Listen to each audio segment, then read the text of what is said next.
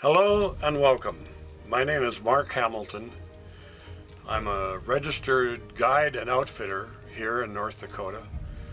We're located just about 100 miles north of Bismarck and about 40 miles south of the Canadian border. I'll give you an idea, the geographic location where we're at. And I've been a guide for a long time. I've been in this hunting business for many years. I'm 79 years old. And I've had a lot of experiences. I've hunted all over in Africa and Alaska. I guided in Alaska for 30 some years. I've made a half a dozen trips to Africa taking clients there. Many times I asked what I'm about, what this place is about. I said it's about three themes at this hunting lodge. And it's art, my art background, selling art for 40 years. History, I was a history teacher for 15 years. And hunting. I'm offering very high quality rifle whitetail deer hunts. The only way a non-resident can hunt for whitetail rifle in North Dakota is with a licensed outfitter. My wife and I bought this land 22 years ago. I hit the jackpot, the lottery, when I found Penny. And she enjoys the wonder of the wildlife every bit as much as I do.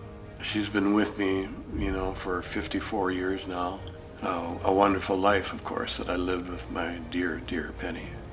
I've shot 4 Boone and Crockett deer on this property.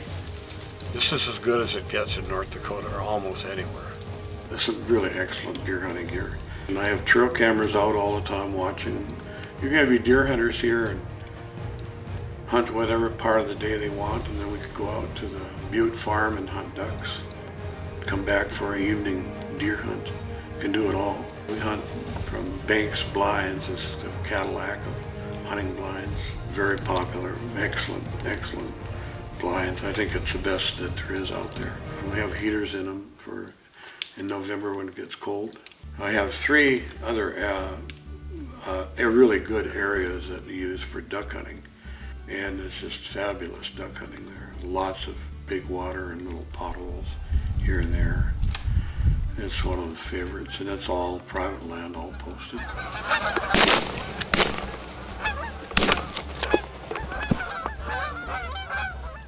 I'm an old duck hunter. I mean, that's what I grew up on, and that's still my passion, is duck hunting. Nothing quite like watching ducks come in with their big orange feet down, reaching for the water and landing against the wind. This is the result of the afternoon. Half-hour shooting here. Of course, we did have plenty of ducks. 5 nice big northern, big orange legs, green heads, mallards. Sometimes we can do a combination, deer hunting and waterfowl hunting together, pheasant hunting, sharp-tailed grouse, and Hungarian partridge. Walking these grass-covered hills on a nice fall day for sharp-tails, it's a slice of heaven. North Dakota is has a great variety of hunting and fishing. Oh, it's a nice fish. Nice one. Well, I've had many very memorable hunting experiences with Bud Grant, the old Vikings coach. He was here every year for 37 years, with the exception of 2 years of COVID. Only times he didn't come. We had fabulous hunting. He's a Minnesota icon, He's a Hall of Fame coach. Bud Grant. A man of great substance without the theater. And that was it. I have Bud Grant's dog. And for many of us, it's the dog work that really makes the hunt.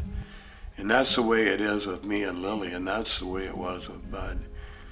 Every day that I say good morning to Lily, I think about Bud. When they shut down the Metrodome and closed it down for the U.S. Bank Stadium they're building, they have this ring of honor of all of the famous Vikings players going all the way around. And that was Bud's banner in the ring of honor, and he gave me that. So I wanted to tell you a little bit about the lodging. It's a beautiful lodge. It's like 2,800 square feet. We have 2 separate bedrooms. It's full of critters that I've taken over the years. It's got a lot of unique artwork in it. I was in the art gallery business for 40 some years and collected some real fine art pieces. I guided in Alaska for 30 some years and outfitted hunts in Africa. I thought because of my art background and collected all of this great art over the years, I incorporated that in the background. So you'll see a lion and then behind it there's a group of lions. One of the more interesting things in there is an elephant that's about a 50-pound tusker. It's actually a replica, and it's rather unique because it serves drinks through the trunk. There's a little control on the bar, got 5 different drinks, and you push the one you want, and it'll serve your drink up through the trunk. So on occasion I have special guests here. These wonderful young men are here hunting with me. I'm Kaiser Schonert and I'm here to do a turkey hunt. Hi, I'm Gabriel Brazel and I'm here at Mark Hamilton's place with my dad. The Outdoor Adventure Foundation brought us up here for a turkey hunt. Congratulations, pal. Thank you. That's wonderful, huh? First turkey, no, tiny one. No, it's Big Tom. Goodness, that's a real trophy. Yeah, I'm so proud of you. Mark Hamilton here took us on this great adventure for Gabriel, and we just can't thank him enough for another successful hunt for us. Yeah, I'm so happy for our hunters. That's what it's all about, getting these kids out here. Work right there. I always dreamt about going to Alaska. That was where I wanted to go more than anything else. Alaska is where the romance of my life began. There's really no place quite like Alaska. Those who have been there will agree. It's just got a myriad of adventure. For a young man looking for adventure, Alaska is the place to be. So people always ask me, what's so unique about Africa? What is it about Africa that's so interesting to you? You've been hunting all over.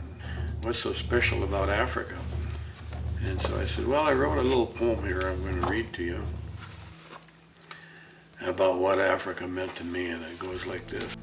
If one day you would ask a hunter who had been to Africa what he had seen and done, watch his eyes, for they will not see you. They will see the magnificence of Africa's natural beauty, the smiles of its children, and the wonders of its wild places, steeped in solitude and danger like nowhere else on earth. His eyes will see the beasts, great and small, and he will recall the adrenaline rush of a hunt for dangerous game. And he will again hear the lion's roar and quiet brooding of the African night. He will tell you of experiences that have touched his soul and of images burned forever in his mind. And always, always, he will tell you of his plans to return one day to his beloved Africa. Theodore Roosevelt always spoke of North Dakota as the love of his life. And he said that here on this prairie, in these prairie lands, is where the romance of my life began. And so it was with me. Being a student of history, there's a particular part of our history that really fascinates me, and that's the passing of the frontier. The buffalo days are gone. The horse culture is but a memory. But the Indian spirit still remains. As long as the meadowlark sings its song, as long as the sharptails dance their dance, as long as the prairie winds stir the shortgrass prairie, their spirit remains.